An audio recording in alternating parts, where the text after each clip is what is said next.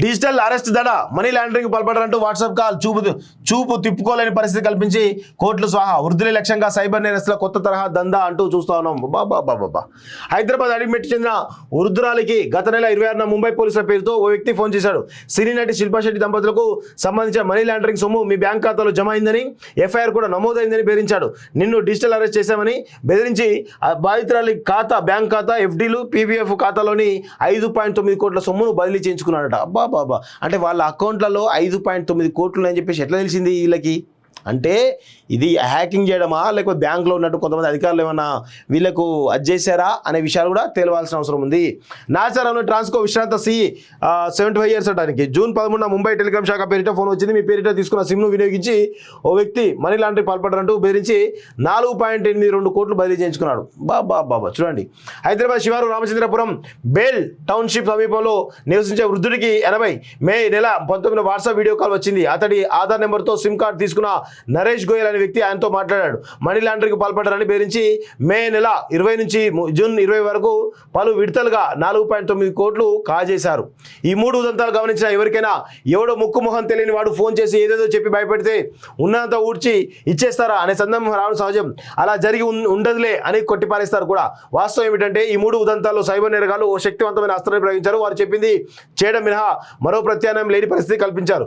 ఇంకా స్పష్టంగా చెప్పాలంటే నేరగాళ్లు తాము లక్ష్యంగా చేసుకున్న వ్యక్తులను భయపెట్టి తమ చెప్పు చేతుల్లోకి తీసుకొని ఆలోచించుకునే, కనీసం వారి చూపు నుంచి తప్పించుకునే అవకాశం కూడా లేకుండా చేసి తాము అనుకున్న లక్ష్యాన్ని సాధించుకున్నారు. ఆస్త్రం పేరే డిజిటల్ అరెస్ట్.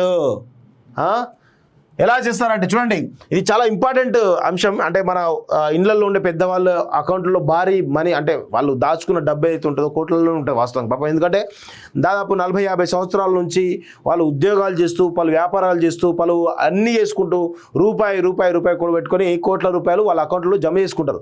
సో వాళ్ళ వీక్నెస్ని పాపం వాళ్ళు ఇంట్లోనే ఉంటారు, కాలక్షేపం కోసం ఇక బయటకి ఎక్కడ కూడా వెళ్ళరు, ఏ బిజినెస్ కూడా చేయరు, ఇక రిటైర్ అయ్యే వయసు వాళ్ళది. సో వాళ్ళని బెదిరించి ఈ విధంగా మేము డిజిటల్ అరెస్ట్ చేసాం, మీరు డబ్బులు పంపండి అని చెప్పేసి ఇమ్మీడియట్గా వాళ్ళ అకౌంట్ తీసుకొని ఈరోజు ట్రాన్స్ఫర్ చేసుకోవడం అంటే ఏ విధమైన పరిస్థితిలో ఒక్కసారి అర్థం చేసుకోండి. గుర్తెలేని వ్యక్తి పోలీస్ వేషధారంలో స్కైప్ లేదా వాట్సాప్లో వీడియో కాల్ చేస్తాడు. తనను తాను సిబిఐ లేదా ఈడీ అధికారిగా పరిచయం చేసుకుంటాడు. మనీ లాండరింగ్ కేసు సంబంధించినటువంటి సొమ్ము మీ బ్యాంక్ ఖాతాలో జమ అయిందని, మీపై ఎఫ్ఐఆర్ నమోదైందని పేర్కొంటూ సదరు కాపీని వాట్సాప్ పంపిస్తాడు. అందులో సదరు బాధితుడికి సంబంధించిన బ్యాంక్ ఖాతా నెంబర్, అందులో నగదు జమ అయినట్టు ఆధారాలు ఉండడంతో ఆయన కంగు తింటాడు. బాబా దేశ భద్రత సంబంధించి తీవ్ర నేరం కావడంతో అరెస్టు తథ్యమని, బెయిల్ కూడా దొరకదని, నెలల తరబడి జైల్లో ఉండాల్సి ఉంటుందని అవతల వ్యక్తి భయపెట్టడంతో బాధితుడు వణికిపోతాడు. తనకు ఆ నేరంతో సంబంధం లేదని బాధితుడు మొత్తుకుంటున్న అవతల వ్యక్తి తన పంతాలో బెదిరింపులు కొనసాగిస్తూనే ఉంటాడు. ముంబై క్రైమ్ బ్రాంచ్కు ఫోన్ కాల్ను బదిలీ చేస్తున్నామని చెబుతాడు. వెంటనే మరో వ్యక్తి వీడియో కాల్లోకి వస్తాడు. తనను తాను సైబర్ క్రైమ్ ఎస్పీ లేదా ఉన్నతాధికారిగా పరిచయం చేసుకుంటాడు. మీరు డిజిటల్ అరెస్ట్ చేయారని, విచారణకు సహకరించాలని, నేరంలో మీ ప్రమేయం లేదని తేలితే కేసు నుంచి విముక్తి కల్పిస్తామని చెబుతాడు. విచారణ పూర్తయ్యే వరకు వీడియో కాల్ ఆఫ్ చేయవద్దని, మరెవరితో మాట్లాడొద్దని, మలమూత్ర విసర్జనకు వెళ్ళినా తలుపు తెరిచే ఉంచాలని షరతులు విధిస్తాడు. మీ ఇంటి ముందు బయట మా పోలీసుల నిఘా ఉందని, వీడియో కాల్ ఆపిన పక్షంలో బయట ఉన్న పోలీసులు అరెస్ట్ చేసి ముంబైకి తీసుకొస్తారని హెచ్చరిస్తాడు. నేరం చేయలేదని నిరూపించుకోవాలంటే ఆర్బీఐ ఏర్పాటు చేసిన ఖాతాలోకి మీ సొమ్మునంతా బదిలీ చేయాల్సి ఉంటుందని, నేరంలో ప్రమేయం లేదని తేలితే డబ్బు తిరిగి బదిలీ చేస్తామని చెబుతాడు. అప్పటికే నేరస్తుల మాయా వలయంలో చిక్కున్న బాధితుడు మూడో కంటికి తెలియకుండా తన ఖాతాలోని సొమ్మును వాళ్ళు సూచించిన ఖాతాలోకి జమ చేసేందుకు సిద్ధపడతాడు. బ్యాంకుకు వెళ్ళి మరి తన ఖాతాలోని నగదు, ఎఫ్డీలు, షేర్లు ఇలా మొత్తం సొమ్మును నేరస్తులు ఇచ్చిన ఖాతాకు బదిలీ చేస్తాడు. నిమిషాలు, గంటలు, రోజుల తరబడి నేరస్తులు చెప్పినట్లా తలుపుతూ యావదాస్తి సమర్పించుకున్న వాళ్ళు ఉన్నారని పోలీసులు చెబుతున్నారు. ఇంత జరుగుతున్న బాధితులు మరెవరితోనూ ఈ దోపిడీ గురించి పంచుకోవడం లేదు. చివరికి కుటుంబ సభ్యులకు విషయం చెప్పడం లేదు. అలా కట్టడి చేయడమే సైబర్ నేరస్తుల వ్యూహమని ఈ తరహా కేసులు దర్యాప్తు చేసిన ఓ ఉన్నతాధికారి వివరించారు. డిజిటల్ అరెస్టులు ఉండవు అనేటువంటి విషయాన్ని కూడా చాలా స్పష్టంగా చెబుతా ఉన్నారు. సో దయచేసి అందరూ కూడా గుర్తుపెట్టుకోండి, డిజిటల్ అరెస్ట్ అనేది ఉండదు. దయచేసి ఎవరు కూడా భయపడొద్దు. అంటే ఈ సైబర్ నేరాలు ఏవైతే ఉన్నాయో రోజుకు ఒక కొత్త పంతాను ఎంచుకుంటున్నటువంటి విషయాన్ని మనందరం కూడా గమనించాలి. దయచేసి ఎవరైనా కానీ వీడియో కాల్ చేసి కానీ, వాట్సాప్ కాల్ చేసి కానీ, ఇంకేదో కానీ చేసి మిమ్మల్ని ఏదో బెదిరించిన ప్రయత్నం చేసి మిమ్మల్ని మీ నుండి డబ్బు దండుకోవాలని ప్రయత్నం చేస్తే దయచేసి మీరు ఎవరు కూడా అధైర్యపడొద్దు. స్థానికంగా ఉన్నటువంటి పోలీస్ స్టేషన్కి వెళ్ళి ఫిర్యాదు చేయమని చెప్పేసి కూడా కోరుతా ఉన్నాను. ఎందుకంటే ఇది చాలా పెద్ద మోసాలు ప్రస్తుతం జరుగుతూ ఉన్నాయి.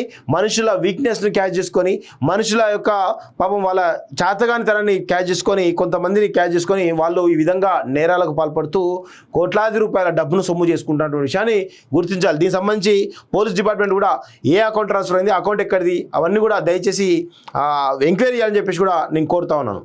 డిజిటల్ అరెస్ట్ దడ మనీ లాండరింగ్ పాల్పడారంటూ వాట్సాప్ కాల్ చూపు తిప్పుకోలేని పరిస్థితి కల్పించి కోట్లు స్వాహా. వృద్ధులే లక్ష్యంగా సైబర్ నేరస్తుల కొత్త తరహా దందా అంటూ చూస్తా ఉన్నాం. బాబా హైదరాబాద్ అడిమిట్ చెందిన వృద్ధురాలికి గత నెల 26న ముంబై పోలీసుల పేరుతో ఓ వ్యక్తి ఫోన్ చేశాడు. సినీ నటి శిల్పా శెట్టి దంపతులకు సంబంధించిన మనీ లాండరింగ్ సొమ్ము మీ బ్యాంక్ ఖాతాలో జమ అయిందని, ఎఫ్ఐఆర్ కూడా నమోదైందని బెదిరించాడు. నిన్ను డిజిటల్ అరెస్ట్ చేశామని బెదిరించి బాధితురాలి బ్యాంక్ ఖాతా, ఎఫ్డీలు, పీపీఎఫ్ ఖాతాలోని 5.9 కోట్ల సొమ్మును బదిలీ చేయించుకున్నాడట. బాబా అంటే వాళ్ళ అకౌంట్లలో 5.9 కోట్లు అని చెప్పేసి ఎట్లా తెలిసింది వీళ్ళకి? అంటే ఇది హ్యాకింగ్ చేయడమా లేకపోతే బ్యాంకులో ఉన్నట్టు కొంతమంది అధికారులు ఏమన్నా వీళ్ళకు అది చేశారా అనే విషయాలు కూడా తెలియాల్సిన అవసరం ఉంది. నాచారంలో ట్రాన్స్కో విశ్రాంత సి 75 ఇయర్స్ అటానికి జూన్ 13న ముంబై టెలికాం శాఖ పేరిట ఫోన్ వచ్చింది. మీ పేరిట తీసుకున్న సిమ్ను వినియోగించి ఓ వ్యక్తి మనీ లాండరింగ్ పాల్పడారంటూ బెదిరించి 4.82 కోట్లు బదిలీ చేయించుకున్నాడు. బాబా చూడండి. హైదరాబాద్ శివారు రామచంద్రపురం బేల్ టౌన్షిప్ సమీపంలో నివసించే వృద్ధుడికి 80 మే నెల 19న వాట్సాప్ వీడియో కాల్ వచ్చింది. అతడి ఆధార్ నెంబర్తో సిమ్ కార్డు తీసుకున్న నరేష్ గోయల్ అనే వ్యక్తి ఆయనతో మాట్లాడాడు. మనీ లాండరింగ్ పాల్పడ్డారని బెదిరించి మే నెల 20 నుంచి జూన్ 20 వరకు పలు విడతలుగా 4.9 కోట్లు కాజేశారు.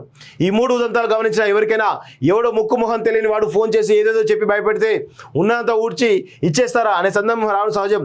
అలా జరిగి ఉండదులే అని కొట్టిపారేస్తారు కూడా.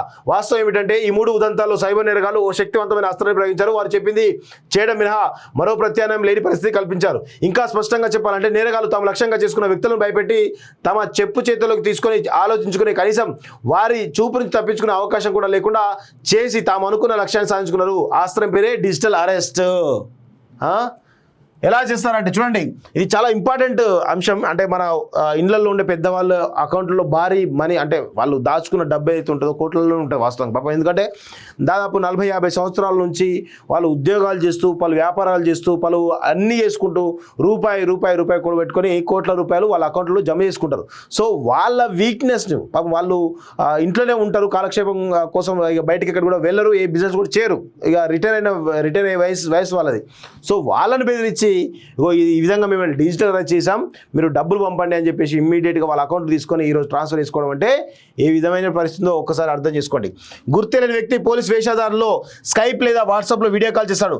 తనను తాను సిబిఐ లేదా ఈడీ అధికారిగా పరిచయం చేసుకుంటాడు. మనీ లాండరింగ్ కేసు సంబంధించినటువంటి సొమ్ము మీ బ్యాంక్ ఖాతాలో జమ అయిందని, మీపై ఎఫ్ఐఆర్ నమోదైందని పేర్కొంటూ సదరు కాపీని వాట్సాప్ పంపిస్తాడు. అందులో సదరు బాధితుడికి సంబంధించిన బ్యాంక్ ఖాతా నెంబర్, అందులో నగదు జమ అయిన ఆధారాలు ఉండడంతో ఆయన